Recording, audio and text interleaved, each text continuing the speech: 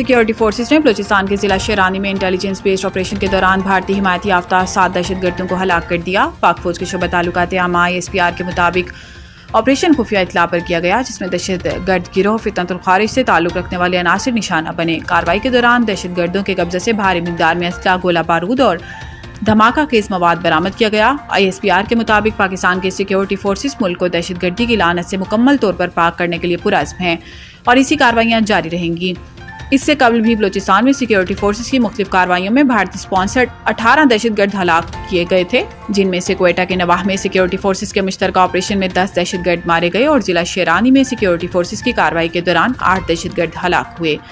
Security ذرائع کے مطابق کوئٹہ میں فورسز نے غزہ بند میں بھارتی سپانسرڈ دہشت گردوں کے خلاف مشترکہ آپریشن کیا۔ وہاں پہاڑی علاقے میں انٹیلیجنس اطلاعات پر ہونے والے اس آپریشن کے دوران شدید فائرنگ کا تبادلہ ہوا، جس کے دوران سیکیورٹی فورسز نے بھارتی سپانسرڈ 10 دہشت گردوں کو ہلاک کر دیا۔ آپریشن کے دوران ہلاک دہشت گردوں سے بھاری تعداد میں اسلحہ اور گولہ بارود برآمد کر لیا گیا۔ فائرنگ کے دوران سیکیورٹی فورسز کے 2 اہلکار زخمی بھی ہوئے۔ اسلام آباد وزیر اعظم شہباز شریف بیرون ملک کے 2 ہفتے کے طویل دورے کے بعد وطن واپس پہنچ گئے۔ وزیر اعظم سعودی عرب کے ساتھ تاریخی سیکیورٹی معاہدہ کر کے ریاض کے راستے نیو یارک گئے اور اب وہ 2 ہفتے کے دورے کے بعد لندن سے اسلام آباد پہنچ گئے۔ وزیر اعظم شہباز شریف نے دورہ امریکہ میں صدر ڈونلڈ ٹرمپ سے ملاقات کی۔ اس ملاقات میں فیلڈ مارشل عاصم منیر بھی وزیر اعظم کے ہمراہ تھے۔ وزیر اعظم شہباز شریف نے عرب اور مسلم ممالک کے ساتھ غزہ امن معاہدے پر نیو یارک میں اتفاق کیا، جبکہ اقوام متحدہ کی جنرل اسمبلی سے خطاب میں مسئلہ کشمیر اور مسئلہ فلسطین اجاگر کیا۔ اپنے دورے کے دوران وزیر اعظم شہباز شریف نے کچھ روز برطانیہ میں قیام بھی کیا اور اب وہ اپنا دورہ مکمل کر کے وطن واپس پہنچ گئے ہیں۔ غزہ کی طرف امداد لے کر جانے والے گلوبل سموتھ فلاٹیلا پر اسرائیل نے دھاوا بول دیا اور فلاٹیلا میں موجود پاکستان کے سابق سینیٹر مشتاق احمد سمیت متعدد افراد کو اسرائیلی فورسز نے حراست میں لے لیا۔ اسرائیلی فوجی کشتیوں نے گزشتہ شب 40 سے زائد کشتیوں پر مشتمل گلوبل فلاٹیلا کو گھیرے میں لینا شروع کیا اور کئی کشتیوں پر پانی کی توپیں چلائیں۔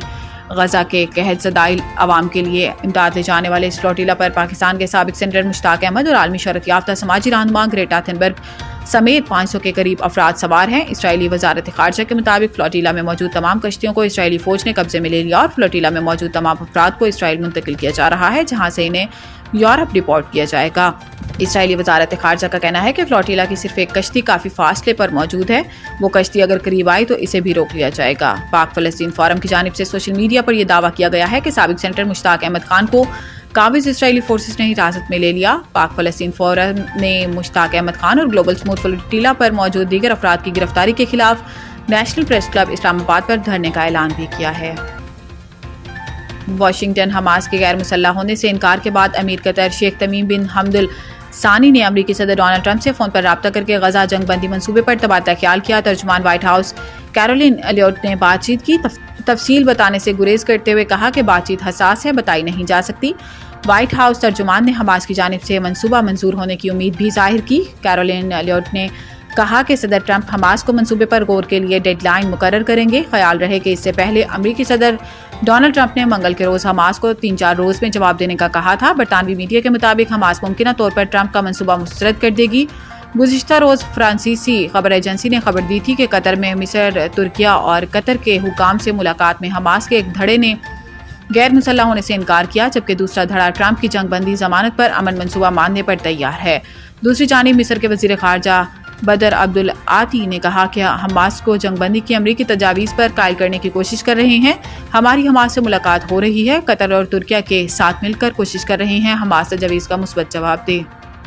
محکمہ موسمیات نے بحیرہ عرب میں موجود سسٹم کی شدت اختیار کرنے پر کراچی سمیت سندھ کے مختلف علاقوں میں ہلکی بارش کا امکان ظاہر کیا ہے۔ محکمہ موسمیات کے مطابق شمال مشرقی بحیرہ عرب میں موجود سسٹم شدت اختیار کرتے ہوئے ڈپریشن سے ڈیپ ڈپریشن میں تبدیل ہو گیا ہے، جس کے تحت 12 گھنٹے میں طوفان بننے کا امکان ہے۔ محکمہ موسمیات کا بتانا ہے کہ طوفان بننے کی صورت میں اس کا نام شکتی رکھا جائے گا۔ طوفان کے لیے نام شکتی سری لنکا کا تجویز کرتا ہے، جس کا مطلب طاقت ہے، جبکہ طوفان کے شدید سمندری طوفان میں تبدیل ہونے کا بھی امکان ہے۔ محکمہ موسمیات کے مطابق سسٹم کراچی سے 400 کلومیٹر جنوب میں موجود ہے، جبکہ سسٹم کے زیر اثر سمندر میں طغیانی بھی رہے گی۔ سمندری طوفان بحیرہ عرب میں 5 یا 6 اکتوبر تک رہ سکتا ہے۔ محکمہ موسمیات کا بتانا ہے کہ سمندر میں شدید طغیانی کے پیش نظر سندھ کے ماہی گیروں کو 3 اکتوبر تک سمندر میں جانے سے بھی منع کیا ہوا ہے۔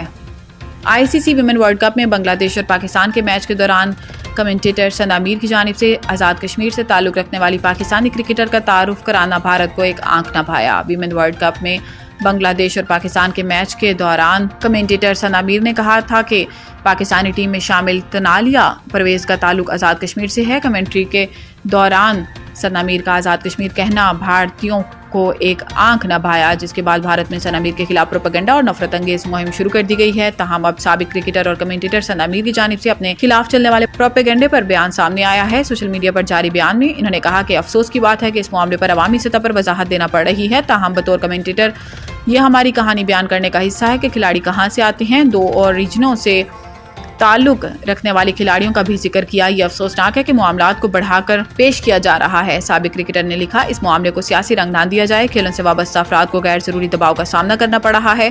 انہوں نے مزید کہا کہ پاکستانی کھلاڑیوں کے آبائی علاقے سے متعلق بات کرنے کا مقصد ان کی مشکلات اور شاندار سفر کو اجاگر کرنا تھا۔ میرے دل میں کوئی بغض یا کسی جذبات کو ٹھیس پہنچانا مقصد نہیں۔